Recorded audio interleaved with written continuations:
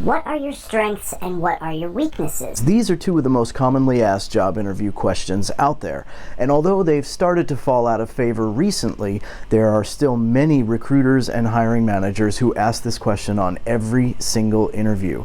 In this video, I'm giving you the formula to crush these on your next job interview. So boil up some coffee, grab a snack, smash that like button, and sit right there because you're going to want to see all of this one.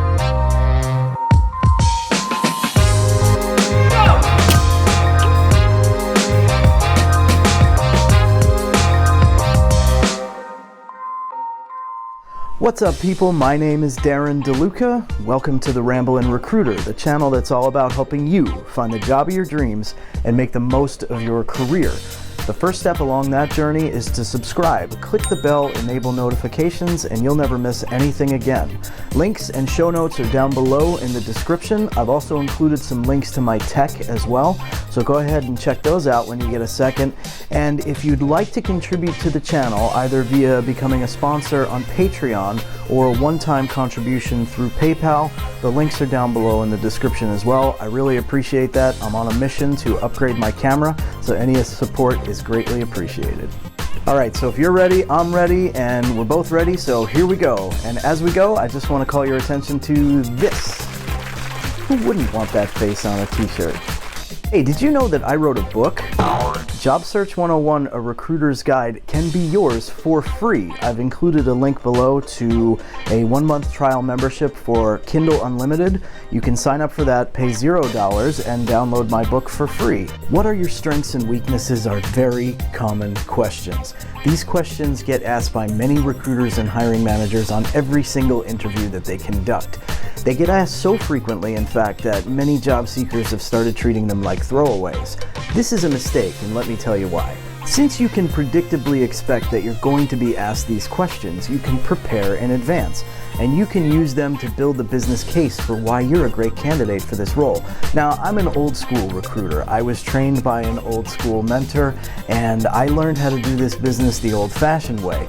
But if you treat this question the way most people do, you're likely to spout off some meaningless corporate jargon, and it's going to turn into a complete and utter throwaway when you had an opportunity to really stand out from the rest of the crowd. Give that recruiter or that hiring manager some meat and potatoes they can really sink their teeth into, especially when you're answering the "what are your strengths" question.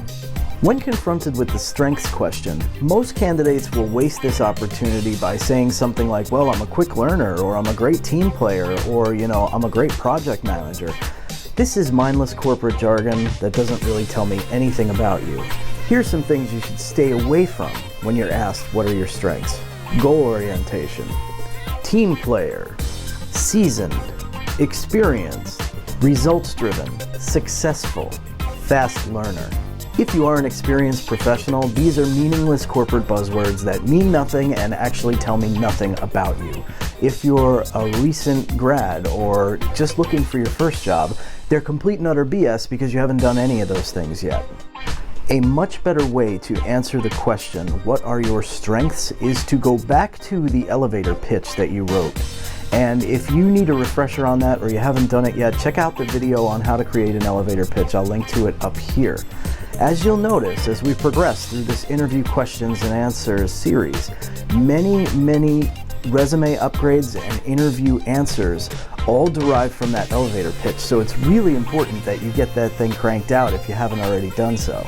Also, if you haven't already done so, go ahead and smash that like button and leave me a comment. Let me know if you like this interview questions and answers series. Now, here's a great example of the strengths question taken directly from an interview answer that I gave about 3 years ago.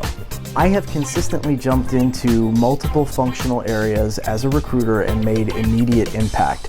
I've gone from corporate services to field sales, to research and development, to manufacturing, to technology, and with very little ramp-up time have immediately been impactful and built rapport with the clients.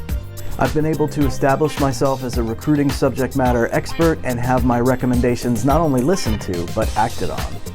That is a powerful statement when it comes to strengths. Like I said, if you don't already have an elevator pitch done, it's really important. It's going to upgrade your resume. It's going to upgrade your job interview answers. Check out the video that I linked to up there and start creating yours now. It's absolutely going to elevate your job search game. Now, here's an honest to goodness fact. As a recruiter, in the past, I have definitely advised candidates incorrectly when it comes to answering the weaknesses question.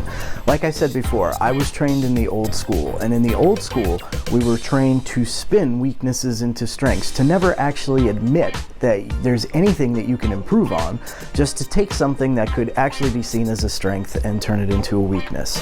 So some of the answers that I've advised candidates to give over the years would include things like, I'm a bit of a perfectionist, I'm a bit of a workaholic, I tend to take too much on myself and I need to learn to delegate better. Again, mindless corporate jargon that doesn't tell me anything about you and really doesn't have any meaning. These answers might have cut the mustard back in the early 2000s, but we're in 2019, almost in 2020.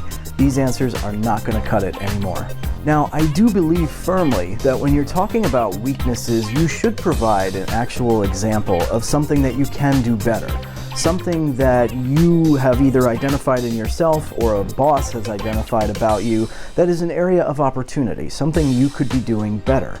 And in addition to stating what that is, you should state what your plan is and what steps that you've taken to improve and overcome it. This was an actual example that I gave on an interview about 3 years ago with my previous employer. I tend to be a little bit better communicated in writing than I do verbally. So I oftentimes find myself falling into the trap of using email too much, especially when a face-to-face conversation would be better both for the relationship and for the issue at hand. So I've actually worked a daily Outlook calendar reminder into my day that reminds me to get up from my desk and go walk around, talk to clients, talk to coworkers, etc., in order to get out of that overuse of email trap. Now, by saying this, I've admitted something that I need to do better. I've admitted an area of opportunity. I've admitted that I recognize it and that I've got a plan of action in place to fix it. It's very important when you're interviewing, anytime you say something that's less than 100% positive, you should include a plan of action for how you're going to fix it. That's exactly what I've done here. Now listen, I don't want you to get the idea that I'm telling you to say something that's completely over the top when it comes to admitting a weakness, okay? Steer clear of anything completely ridiculous, like for example, I can't get out of bed in the morning, or I tend to be very late to work quite often, or I'm sick all the time, so I'm gonna need a lot of time off. These are not the types of things that you want to be sharing with a recruiter or hiring manager. That will still get you knocked out.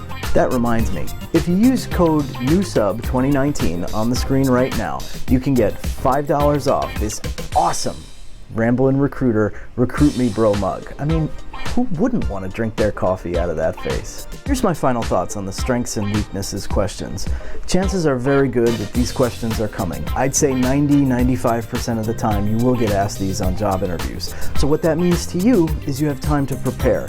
You can rehearse an answer in the mirror or with somebody at home over and over and over again until you have it perfect, and until you even get your body language and facial expressions to match perfectly so that you crush this question on every interview. Don't treat it as a throwaway. Don't waste the opportunity to stand out from the rest of the crowd by giving mindless corporate jargon that doesn't mean anything and doesn't say anything about you. Use the opportunity to give somebody real meat and potatoes, really impactful statements. You'll find that you float up to the top of the pile much faster. Hey, if you're enjoying this series, Interview Questions and Answers, of which this is episode 3, please smash that like button and leave me a comment saying that you're enjoying this series. If you want to see other topics covered, then by all means, leave me a comment and ask me specifically to cover a topic. One of you out there I know asked for a video on Indeed.com. We are going to be getting to that soon. Also, not to beg and grovel, but I am on a mission to upgrade my camera to an actual camera, one that doesn't actually do double duty as a phone. So I really appreciate any contributions that you can make to the channel, either becoming a sponsor via Patreon or a one-time contributor via the PayPal link below in the description. My patrons get one-on-one job coaching. It is the support of viewers like you that keep this channel going. I don't sell BS courses on the back end, so thanks for that. Hey, if you haven't already done so, smash the like button, go ahead and subscribe, and click the bell to enable notifications so you never miss another new video again. Enjoy the rest of your job searching day, and I will see you next time. Stay classy, YouTube.